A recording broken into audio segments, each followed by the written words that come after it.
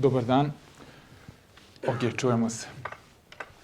Poštovanje sa moje strane, Mladen je na početku napravio lep uvod i predstavio, ali evo još jedan put za one koji me ne znaju, verujem da sa većinom nisam imao prilike da se upoznam. Moje ime je Predrag Ćirović i kao što je Mladen rekao, ja vodim kancelariju GFK u Beogradu, a i zadužen sam i za kancelariju u Hrvatskoj. Lucija je zapravo napravila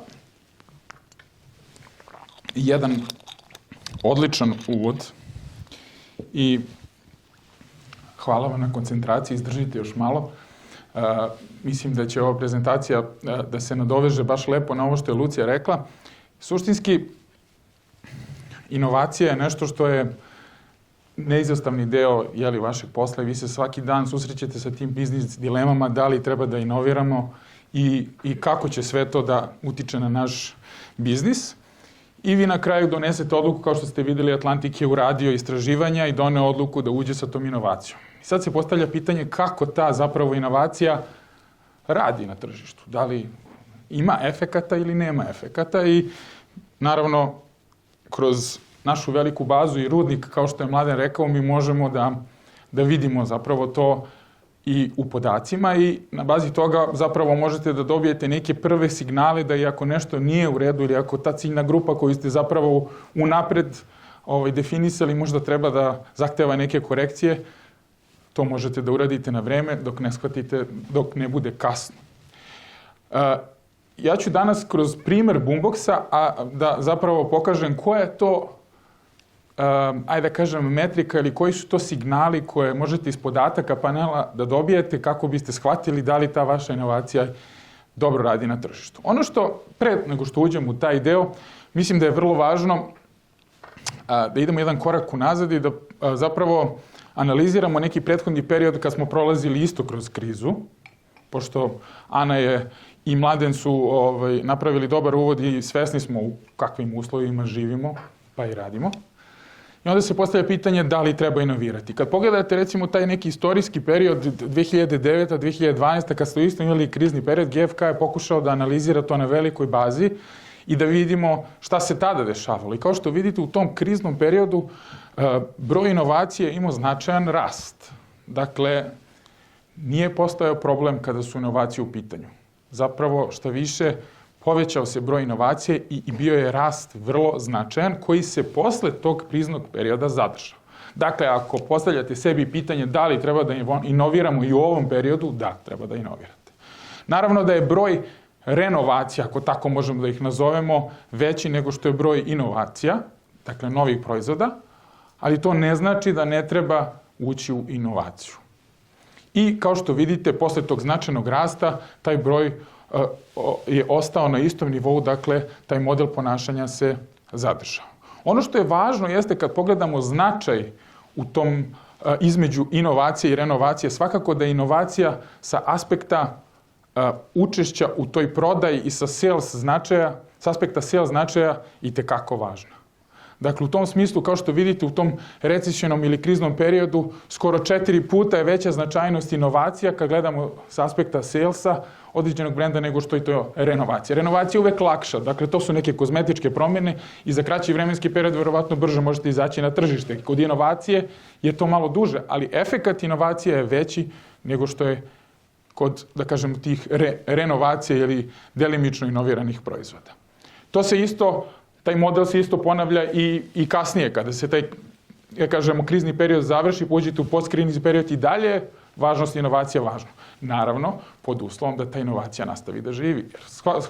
Svi znate da dosta inovacija, nažalost, ne doživi neku svoju zrelost i, nažalost, nestane sa tržišta.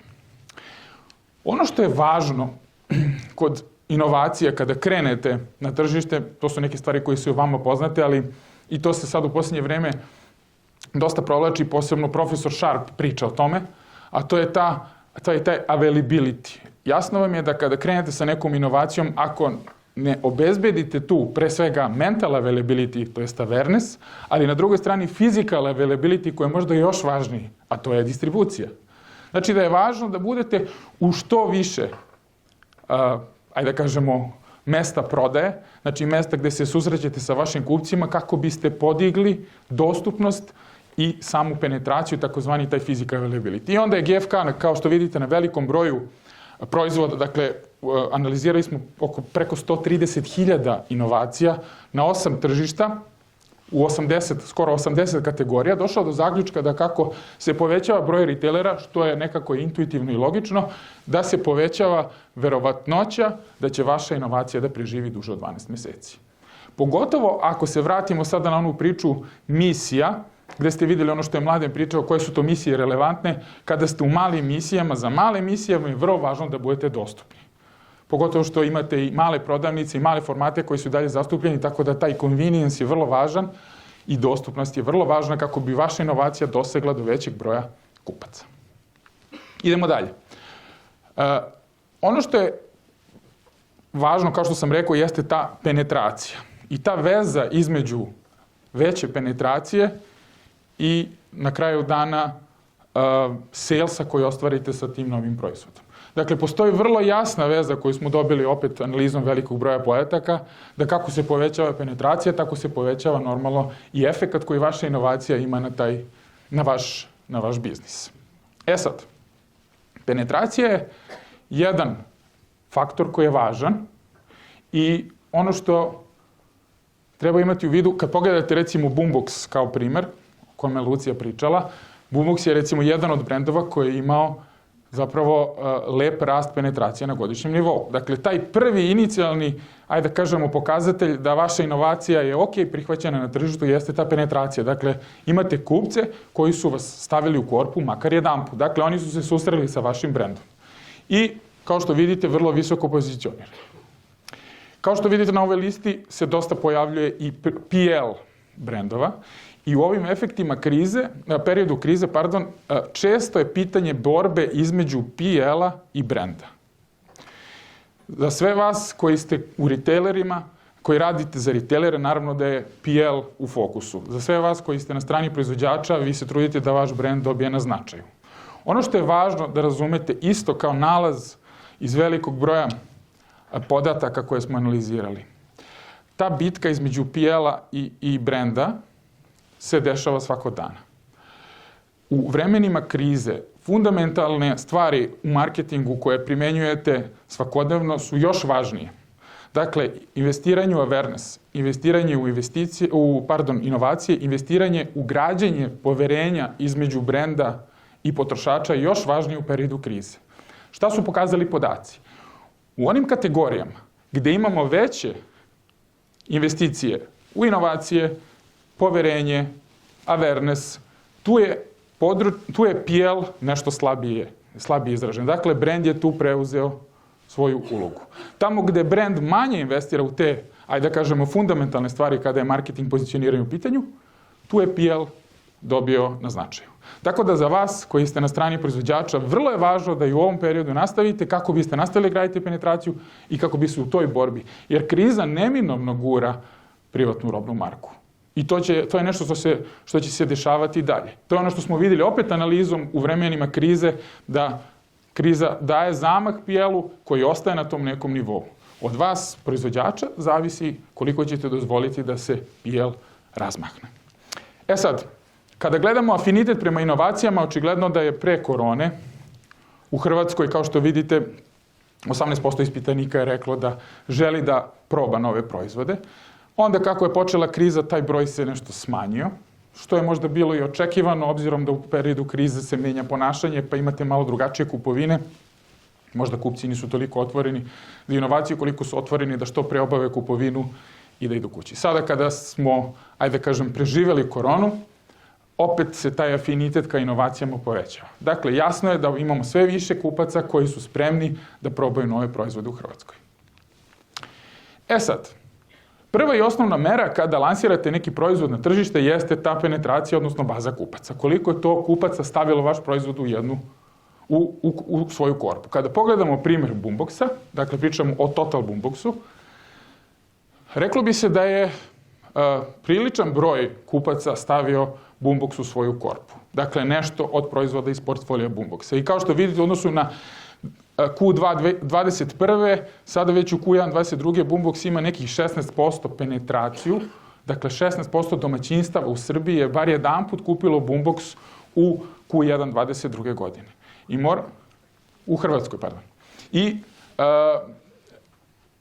imat ćemo podatak i za Srbiju, tako da mogu da uporedim i taj podatak i to je vrlo interesantno uporediti. Ono što je zanimljivo jeste da je ovaj procenat među top 5, da kažem, brendova u posljednjih 10 godina koji smo mogli da analiziramo u bazi panela, tako da je vrlo dobar podatak i vrlo dobar rezultat. Međutim, nemojte da vas penetracija zavara. To je ono što ja uvek pričam klijentima. Svi brand menadžeri kad lansiraju određeni brand ili inovaciju, oni gledaju penetraciju i kažu 16% penetracija, super smo odradili. Postavlja se pitanje sledeće, koliko vas je kupilo bar još jedan put. Dakle, taj repeat rate je važan. Neko vas je proba, to je super, ali koliko njih se vratilo da vas ponovo kupi, to je podatak koji je takođe važan. I vi kad pogledate, recimo, konkretno na Boomboxu, čak 78%, odnosno 80%, je kupilo bar 2 puta Boombox, što je kao podatak vrlo važan. Ono što je takođe bitno da imate u vidu, to je Ana pričala, postoje različiti segmenti kupaca. I jasno je da Boombox možda ne želi i ne targetira po prirodi sve njih. Ako pogledamo krizne segmente, evidentno je da su ovi otporni na krizu nešto više izraženi u portfoliju Boomboxa nego što su ovi koji su, da kažem, affected, koji su na neki način ugroženi ili su osjetili efekte krize. Ako se spustimo na nivo biskvita, uzeli smo primjer Boombox biskvita, imamo sličnu situaciju. Dakle, skoro duplo se povećala penetracija u odnosu na prošlu godinu, ona je nekih 7%, ali ono što je još i važnije, skoro 70% kupaca je ponovilo kupovinu Boombox biskvita, što je takođe vrlo važno. Sad, jedno je šta se dešava generalno na nivou brenda. Za vas je vrlo važno da vidite koje ste vi to kupce zapravo dobili. Jer ovo što je Lucija pričala, to je ono što se svi mi koji radimo u marketingu svakodnevno susrećemo sa tim da mi imamo neku ideju koja je naš targetirani kupac, kreiramo proizvod koji ima funkcionalne karakteristike odlične, ali se postavlja pitanje kako sada ostvariti tu vezu sa kupcem. Jedno je funkcionalna karakteristika proizvoda gde ste vi stavili proizvod koji nema šećera, razumeli ste potrebu kupca, ali se postavlja pitanje da li će vas i dalje kupiti ukoliko ne postoji ta emotivna konekcija. To vam je ona čuvena priča da svaki kupac zapravo je kao jahač na slonu. Svi oni misle da funkcionalno biraju proizvode, u stvari shvatite na kraju da je emocija odigrala to i da oni zapravo su otišli potpuno vođeni emocijom, da oni pokušavaju da racionalizuju svoj izbor, da su oni dobro promislili, ali na kraju su kupili nešto što je njima blisko na tom emotivnom nivou. I zato je važno da Boombox razume ko su ti kupci na kraju sa kojim su oni ostvarili tu emotivnu konekciju. Znači, jedna je ideja koju su oni imali u startu, ali kad dođete na tržište, onda shvatite ko su ti kupci. I vi onda pogledate, recimo, da su u strukturi kupaca Boombox biskvita imamo kupovine, odnosno domaćinstva koja su ili mlađa ili srednje dobi, koji su na nekom nivou, prosječnom nivou zarade za Hrvatsku, koji dolaze iz Zagreba ili Dalmacije, koji pripadaju, kad razmišljamo kroz perspektivu ovih eating habit segmenta, ovo je takođe vrlo interesantno. Dakle, vi znate, Lucija je to lepo objasnila koja je primarna ciljna grupa, koga su oni targetirali. Onda kad pogledate kroz eating habit segmenta, vi shvatite da je na jednoj strani quick and healthy, koji, reklo bi se, ok, rezonuje sa tim što je primarni cilj i target grupa Atlantika, a na drugoj strani imamo instant eatere, za koje ne možemo da kažemo baš da se hrane zdravo. Ali je vrlo interesantno kad malo bolje razmislimo zašto su oni tu. I to je ono što je možda i indirektno Boombox ih hteo da dobije, a to je da imate nešto što je zdravo, ali ukusno. I za ovu ciljnu grupu je možda ukus zapravo više važan nego to što je taj proizvod zdrav, što nema šećera. Tako da ste time pokrili potrebu i ovih koji žele da se hrane zdravo i da imaju neku instant varijantu, ali na drugoj strani imate i ove koji su prosto uglavnom nagrađuju sebe i uživaju u hrani, ali Boombox može da se nađe i u njihovim korbama. Kada pogledate zapravo kako se razvija dalje boombox, vi shvatite da samo 11% te vrednosti koju generiše boombox dolazi od tog povećanog intenziteta kupovine, ali da velikim delom boombox dobija od drugih kategorija. Dakle, sorsovanjem iz drugih kategorija. I to je verovatno nešto što je bilo očekivano. Ili bar poželjno sa aspekta boomboxa. I ono što možete da vidite jeste da su oni očigledno obuhvatili različite occasione. Dakle, dobija od freša, što je prirodno, ajde da kažem da neko ko se hrani zdravo, ono što smo mogli da vidimo kroz podatke da ta ciljna grupa kupaca boomboxa definitivno ima afinitet prema zdravim stvarima, ali ono što možete da vidite jeste da se tu javljaju različiti proizvodi koji dolaze u različite occasione, koji dolaze na sto u različite occasione. Ono što je važno da napomenemo da mi pratimo samo in-home, tako da sigurno da boombox generiše dosta prodaje i u tim on-the-go kupovinama, ali kad pogledate sa aspekta in-home-a, reklo bi se da su tu različiti occasioni. Jer to je ono što vi svakodnevno radite, dakle, i o čemu različite. Više nije vaše core tržište vaša kategorija. Vi se bijete na nivou occasiona. I to je horizont gde vi tražite rast vašeg brenda. Prosto, occasioni su sada glavno mesto i to je ono što možete da vidite ovde, da postoje različiti proizvodi koji, kad kažem occasion, dakle, tu sigurno ima namirnica koje konzumirate za doručkom, ali ima namirnica koje konzumirate kao deo užine. Dakle, to su occasioni, to su vaše potencijalni izvori rasta. E sad, ako pogledamo sa aspekta trgovina, možete da pretpostavite recimo ko je ovaj gore crveni bubble, ko ima, kako bi rekao, veliko iskorišćenje potencijala, to je Konzum. I od tih, da kažemo, mainstream, odnosno, da kažemo, glavnih retailera, očigledno da Konzum, Plodine i Spar imaju prilično lepo iskorišćenje potencijala. Ali ne treba zanemariti da boombox dosta dolazi i ima prođu, kako bi rekli, i u ovim drogerijama, jer sve više drogerije stavljaju akcenat na zdravoj hrani, tako da iskorišćenje potencijala, kod BIPE, DM-a pogotovo, je dosta veće u odnosu na njihovu relevantnost na FMCG tržištu. Dakle, i ti kanali su vrlo važni kada razmišljate o vašoj, razmišljate o prodaji i u tom, dakle, širenju penetracije.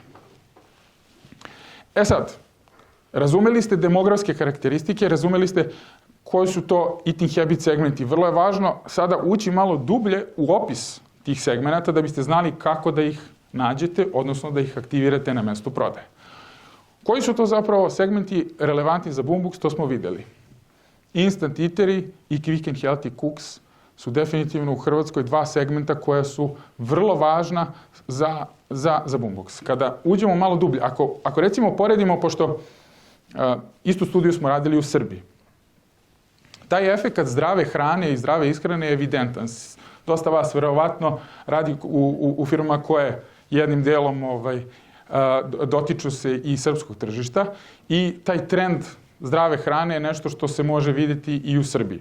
S tim što u Srbiji vi imate situaciju da je ovaj master šef malo veći, dakle i dalje ima dosta tih tradicionalista, ali ja sam nedavno baš na jednoj konferenciji rekao da neke čudne stvari se dešavaju i tamo. Tako da u zemlji gde imate kupce koji čvarke zovu bombonicama, počinju da jedu i malo zdravije stvari, tako da taj trend zdrave hrane očigledno počinje da se povećava i da raste.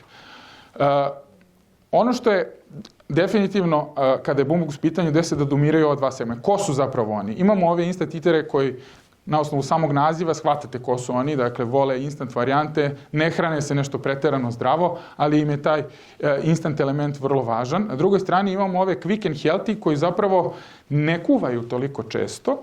Uglavnom su to, dakle, porodice sa nekom decom starijom od 18 godina gde deci dalje žive sa roditeljima, gde imaju već pripremljen obrok, ali kada spremaju, onda žele da to bude, kažemo, brzo i zdravo i očigledno da boombox ulazi u njihovu, da kažem, definiciju i način pripremanja hrane. Kao što vidite, dosta je tu nekih zdravih stvari koje se nalaze na njihovom stolu.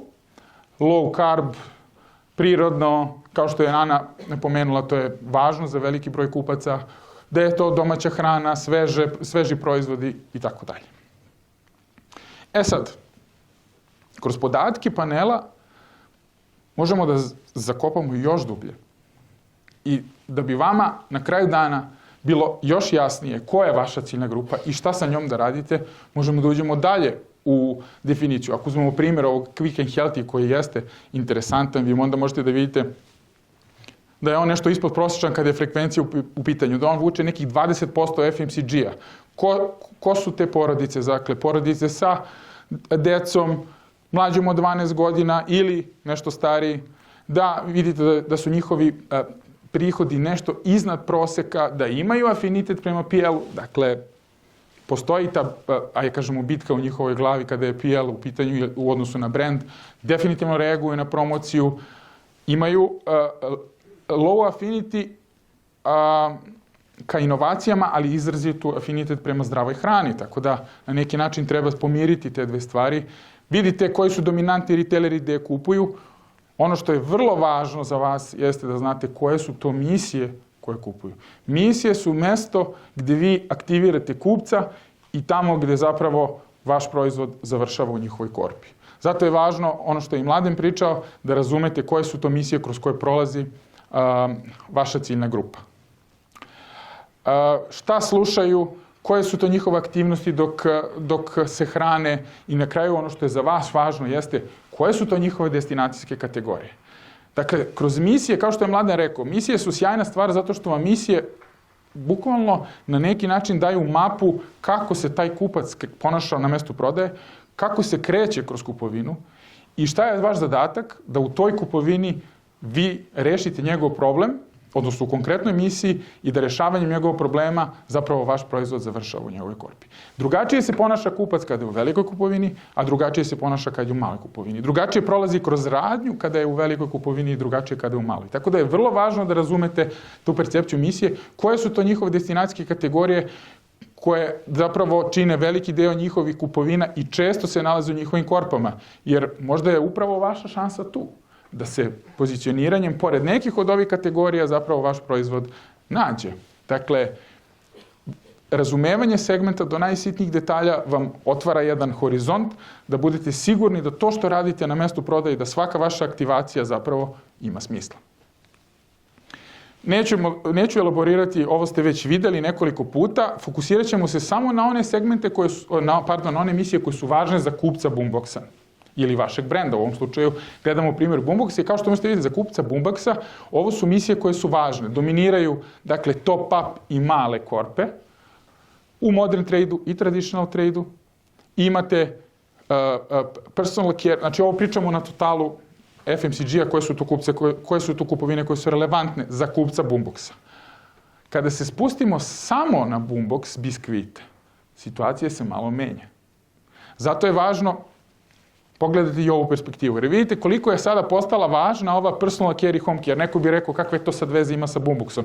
To je upravo ona priča oko drogerija, gde drogerije imaju prilično visoko iskorišćenje potencijala kada je Boombox u pitanju. Dakle, očigledno je da kada su tamo, taj sekcija zdrave hrane i tekako je važna za njih. I zato je važno da pogledate koje su to specifične misije karakteristične za kupovine vaših kupaca ili kupaca vašeg brenda. Kao što vidite, nešto je više izražena ova velika korpa, ali i tekako su izražene ove top-up korpe. Dakle, kažem, drugačija je aktivacija kada idete u top-up kupovinu, a drugačije je kada idete u veliku kupovinu. Prosto donosite odluke malo drugačije, verovatnije da kada ste ovim malim kupovinama prolazite brže kroz prodavnicu, vraćate se sa posla, nemate toliko vremena da razmišljate kao kad idete u veliku kupovinu.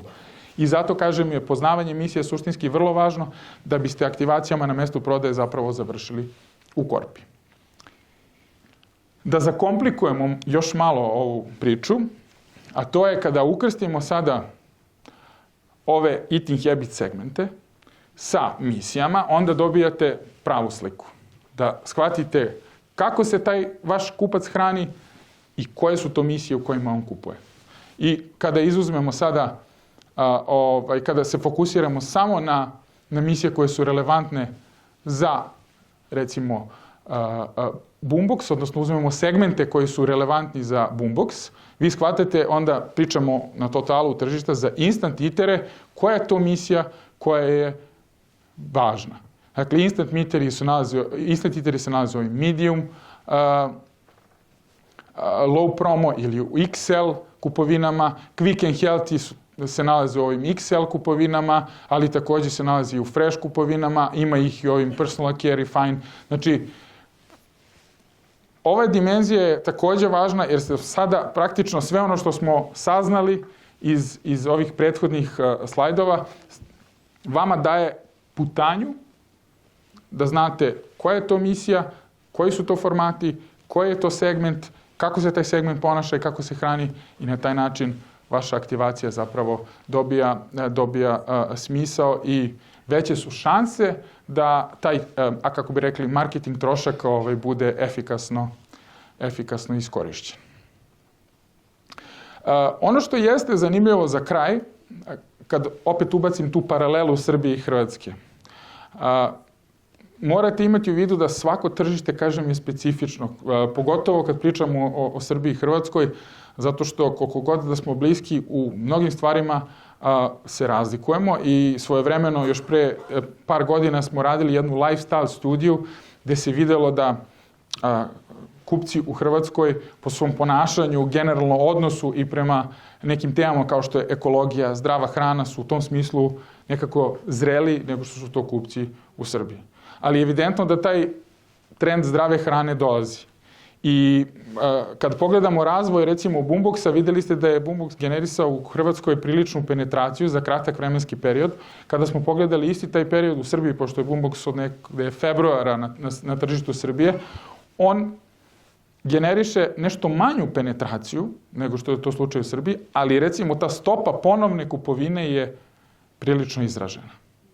Dakle, sad se postavlja pitanje kako povećati tu bazu kupaca, kako taj, kako bi rekli, physical i mental availability, prisutnost u glavama i na mestu prodaje povećati kako bi se doseglo do većeg broja kupaca i verovatno na taj način dalje povećati biznis u Srbiji. Ali očigledno da kada je zdrava hrana u pitanju, Hrvatska po tom osnovu je nešto razvijenija, ja bih rekao, i svest je nešto razvijenija, jer kao što ste videli iz Anjine prezentacije i dalje veliki procenat kupaca u Hrvatskoj, a i u Srbiji ne zna kako će sastaviti kraj sa krajem. I u toj varijanti to su oni affected.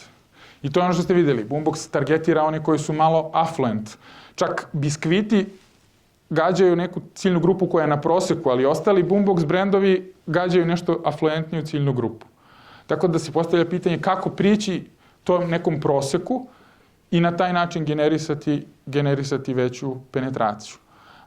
Jer to je ono što ja kažem, svi mi i u Hrvatskoj i Srbiji, reklo bi se na dnevnom nivou, živimo taj survivor i za veliki broj kupaca je to glavno pitanje, tako da u tom nekom raspoloženju treba naći načina kako na emotivnom nivou rezonovati sa kupcima i